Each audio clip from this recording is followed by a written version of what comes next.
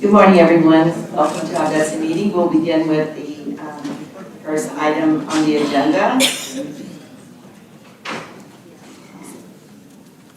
Consideration of public recommendations regarding the MFP formula for fiscal year 2023-2024. Thank you. To the members of the audience and board, we are here today to receive public recommendations and input regarding the minimum foundation program for fiscal year 2023-2024. We're required to hold a public hearing each year. Recommendations from this meeting will be received and considered by the board. The board will consider a fiscal year 2023-24 minimum foundation proposal. According to the Constitution, a proposed program must be shared with the governor and legislature prior to the regular legislative session. If there is anyone in the audience who wishes to address the committee, please fill out a card and give it to Bessie, staff person. Please note that those wishing to speak may only make recommendations for the minimum foundation program in fiscal year 23-24. No other comments will be received at this time. No board discussion will occur. We are only here to receive the recommendations. Wishing to speak, Michael Falk, please come forward. Dave Cash, Danny Garrett, Kenneth Ducote, Larry Porter, Keith Corville, and Caroline Romer. Please be on deck. Thank you. We have Mr. Falk and others. Dave Cash up front, Danny Garrett. There's someone, please, at the table. We've got a couple of seats, 3-4 seats there. Please identify yourself and also who you're representing. Thank you, Mr. Falk. Okay, Michael Falk, Executive Director, Louisiana Association of School Superintendents. I basically have 3 recommendations, and they come from serving on very many task forces and committees. The first is that I would ask that the board consider increasing the weight in the formula for the Career Development Fund. Currently is 6%. Would ask that a consideration be given for a 1 or 2% increase. Reason for that request is the fact that that money can now be used for tuition costs, and I think that those tuition costs are going up, so it would allow districts more funds to help pay for tuition for students. The second request is that the supplemental course allocation funds that are given to the district this year was increased by $2 million. I would request that the board consider allowing the funds to be carried over for 1 school year. Currently, the funds that are not either obligated or spent by a school district are then reassigned to other districts who may not be able to fund all of those. Those funds are generated by the students in the district and should be returned to that district because it's their students who generated that money. And then the third request is that the base per pupil amount be increased by 2.75%. Districts currently are experiencing astronomical increases in health care, increases in property insurance, increases in utilities. So there are increased costs that are coming about for districts. Thank you for your time. Thank you, Ms. Wall. Next, please identify yourself and who you represent. Good morning. My name is Dave Cash. I'm the president of the United Teachers of New Orleans, AFT Local 527. Thank you for this opportunity to provide public comment. We all know that teachers are underpaid all over the country, not just here. We're grateful for the level 4 MFP raises we received in the past, but they're not enough. Teachers are leaving the profession in higher numbers than we've seen in a long time, and we know that teacher pay is one of the issues that's driving that. We think it's important that all of the money we recommend that all of the money go to level 4 raise for teachers. We've seen in the last month, we've seen huge raises for teachers in Mississippi and Alabama. Some of the raises, the average amount of the raises is higher than all of the MFP raises over the last 4 years in Louisiana. I think we can do better than that. In New Orleans, we've also seen a lot of charter schools either not pay the raises correctly or try not to pay them as raises. We've seen them paid in a lot of different ways. We're fighting that even with level 4 raises. It would be inconceivable to us to have to also then fight to ask them to give. They seem to have given the signal that they don't want to. They want to do anything they can. A lot of the schools to not pay the teachers these raises. So we have great teachers in Louisiana, great paraeducators, great school personnel. They deserve at the best. They deserve to be supported in every way. And this is an opportunity to show that support. And unless it's included in level 4 of the MFP formula, it would be dishonest to even call it a pay raise. Thank you. Thank you. Ken Ducote, Executive Director of New Orleans Collaborative Charter Schools. We, for the most part, represent those community-based charters that became charters from basic schools or from basic groups of teachers who were already in operation prior to Hurricane Katrina in order to reopen the schools. We have 2 positions relative to the MFP. One is we do wish to continue the effort to raise teacher salaries, especially because of the fact that there was a conditional approval that did not get realized this past year. But we do believe that you're on the right track with the increase, but that the increase has to be more significant than that. And second, we do concur with the 2.75% increase in the base because that is a cost that's affecting every different aspect of the schools and also reflects in the inability to deliver all of the services that we have to deliver to the children. So thank you. Thank you. Next. Hi, everybody. Dr. Keith Corville, Executive Director of the Associated Professional Educators of Louisiana. I wanted to thank you all so much for putting this on the agenda for discussion this morning. It's greatly appreciated, and I look forward to working with you all to offset any inflationary increases and support educators, districts, schools, teachers throughout our state.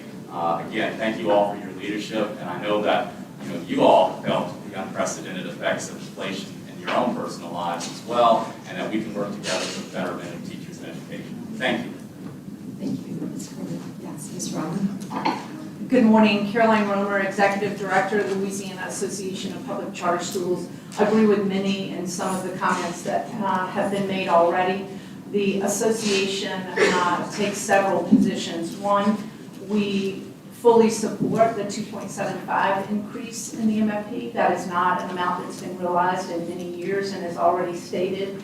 The costs that our schools are facing are just always increasing. Mental health issues for our children are at an all-time high.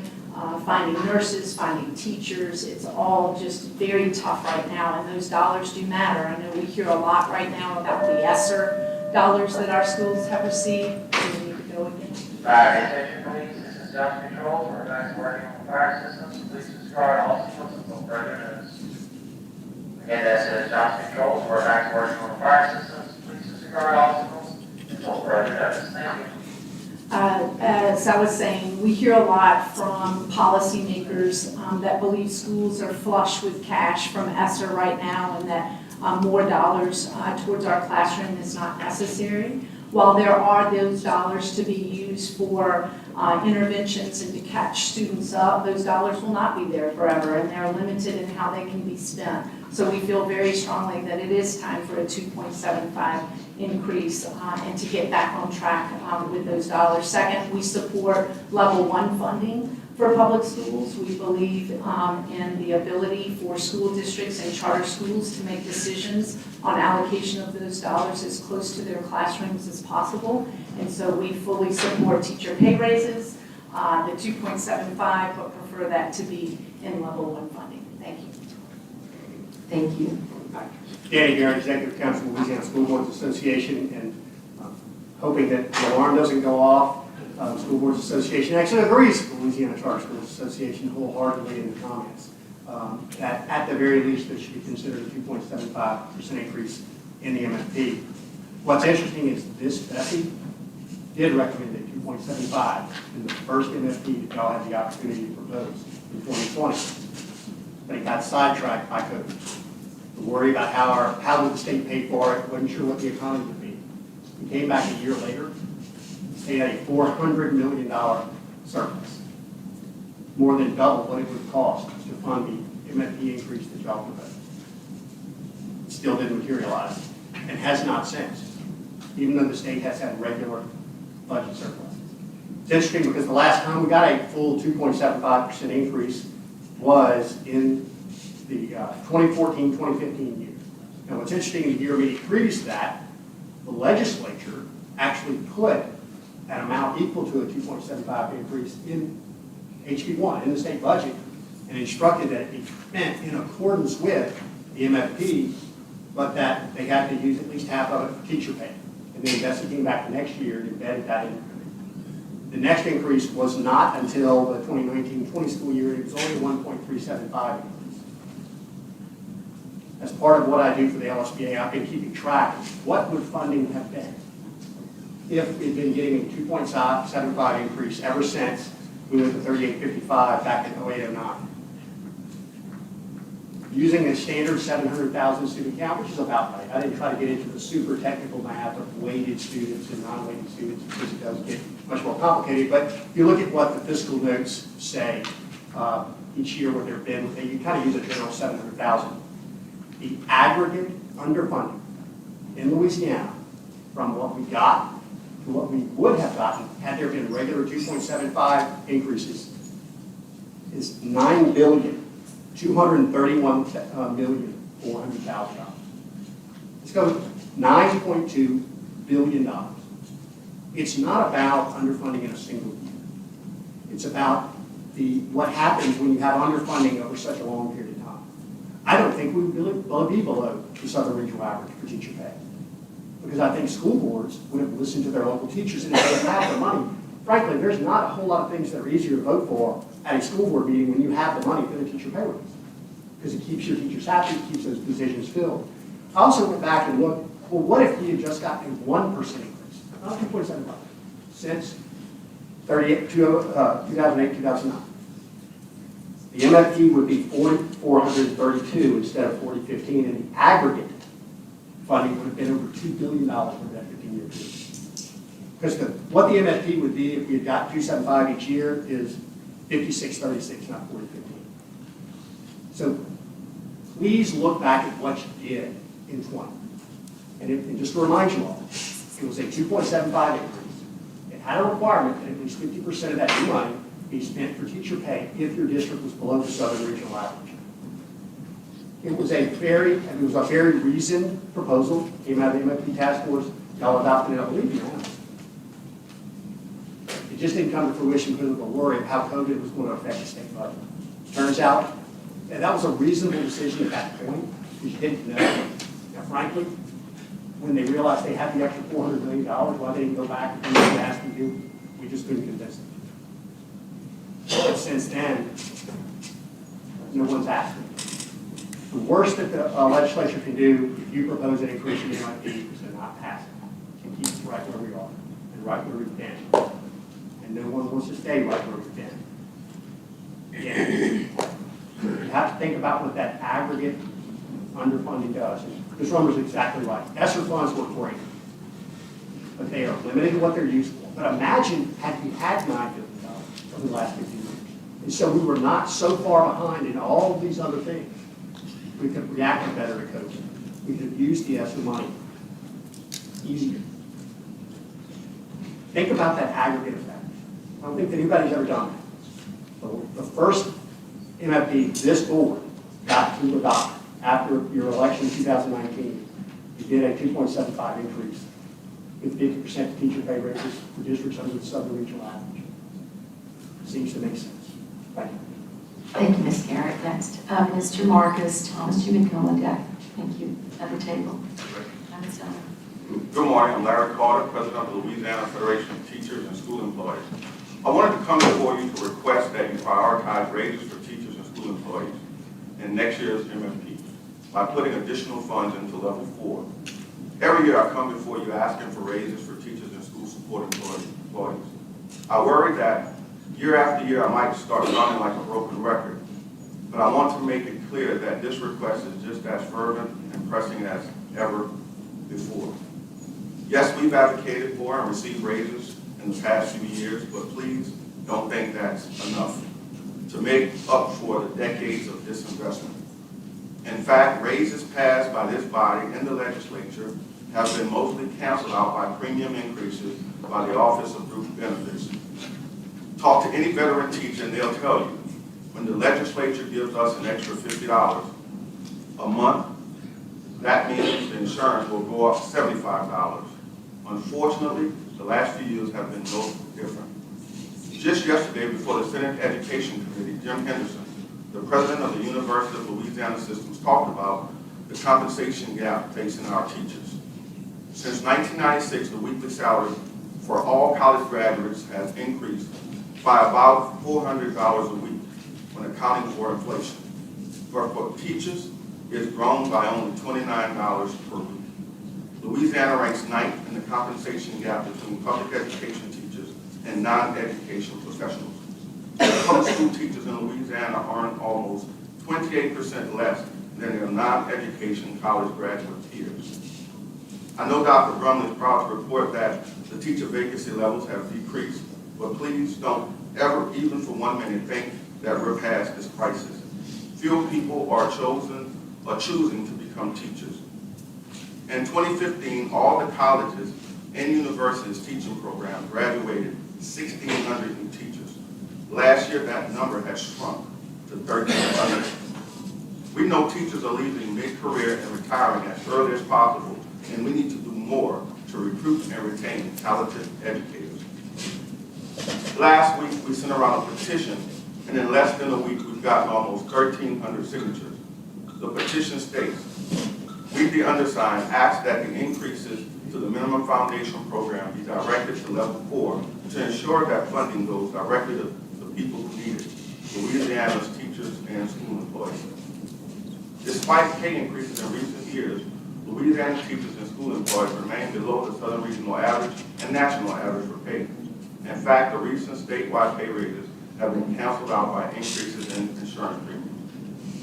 This has contributed to our staffing shortages, leaving 16 teachers and school employees forced to do more with less. We asked the MFP Task Force that's in the Louisiana legislature to ensure that as much funding as possible go directly into our educators by putting further funding increase into level 4 of the MFP. Now, as I said, we've gotten 1,300 signatures on that petition in under a week. And I'd be happy to share those names with you. But we also know that folks also wrote additional comments and wanted to share a few of those with you. So I'll start with a few. The profession has changed drastically in the last 2 decades and not for the better. If we want to recruit and retain quality teachers who can bring our students closer to being on grade level, one of the things that need to be done is to pay us a living wage that commensurate with the work that we do and the hours that we put in, said a teacher in St. Tammany Parish. We also are losing teachers and faculty at an alarming rate. If we do not raise salaries now, we will be in an even more critical situation that we are already in. It is very dire for Louisiana public schools right now, said a teacher in East Baton Rouge. A secretary in Oregon Parish said she goes home with less than $600 a month after insurance. Echoing that sentiment, a teacher in Bossier said, if we don't get raises as public servants, we should get food stamps to combat inflation. A paraprofessional in health issue may have put it best when she simply said, please help us. As a state, we have reached our goal to get teachers support staff. We haven't, reached our goal to get teachers and support staff up to the Southern regional average. Until we do that, how can we even think about directing funding elsewhere? Thank you. Thank you, Mr. Carter. Also, Sadie Lawley, he's coming back. Thank you. Hi, Marcus. Marcus Thomas, Louisiana Association of Educators, Director of Government Relations. We wholeheartedly want the funding and request the funding go to level 4 for raises for teachers and support professionals as well. Yeah, we still have a crisis. We have trouble recruiting teachers. The numbers are down across at the universities, and retaining teachers. When teachers obtain master's degrees, when they get those years of experience, you're paying for those years of experience. So what's happening is other states are prioritizing the salaries of their educators, and we're losing teachers to Texas, Mississippi, and all of the southern states. We're committed to getting our educators to the southern regional average, was because of them prioritizing their teachers and support professionals and giving them raises. Continues to be a moving target. I know some support professionals that after they pay their insurance, some are taking home less than $100 a month. Take home pay, $70, $80 a month. Our teachers steadily, continuing education, getting master's degrees, taking trainings, going to different seminars, and not seeing a lot of increase in their paycheck. So Louisiana Association of Educators stands strong on putting the funding towards level 4 that guarantees a raise for our teachers and support professionals. And together this will help our crisis on losing teachers to neighboring states where Texas, I think they recognize this, because if you drive down the interstate, you'll see billboards for Texas recruiting our teachers. So they know there's such a pay gap, difference in the pay. So they're actually recruiting our teachers, and it's working. So we stand 100% on putting the funding in level 4 of the MFP to give our teachers and support professionals the raise that they deserve. Thank you. Thank you. Yes. Good morning. My name is Sandy Lawley, and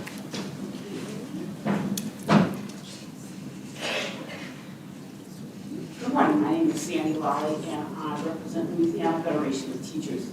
And not so much as a leader in the aspect of being the teachers union, but as an educator, a teacher whose mom was a cafeteria worker, whose sister drove a bus.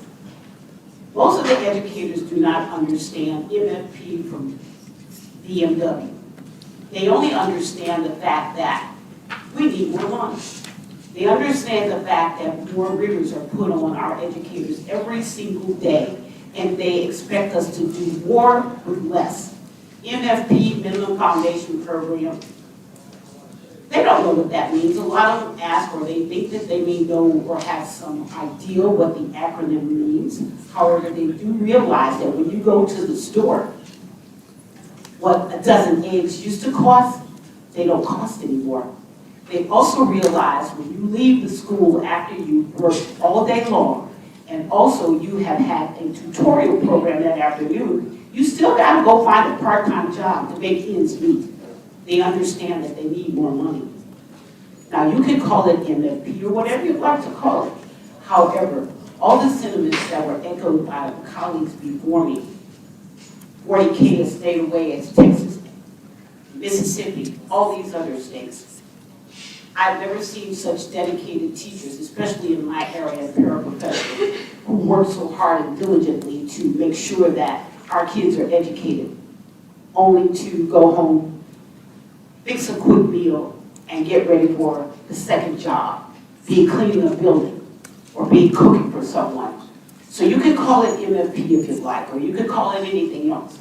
But what our teachers really need is to see, we put a lot of emphasis on rhetoric that education is the key. We educate every single other profession, including all of us that are sitting here today. We educate football players, we educate pilots, we educate all those people who make so much more, but yet we say education is the key to success and it's our priority. I'd like us to put our money where our mouth is. You can call it MFP or whatever, but give our teachers a much due, overdue raise. Thank you. Thank you. Any other speakers? Thank you. Thank you, speakers. We assure you that your comments and recommendation will be taken into consideration for the development of the 23-24 Minimum Foundation Program. This concludes our session on MFP.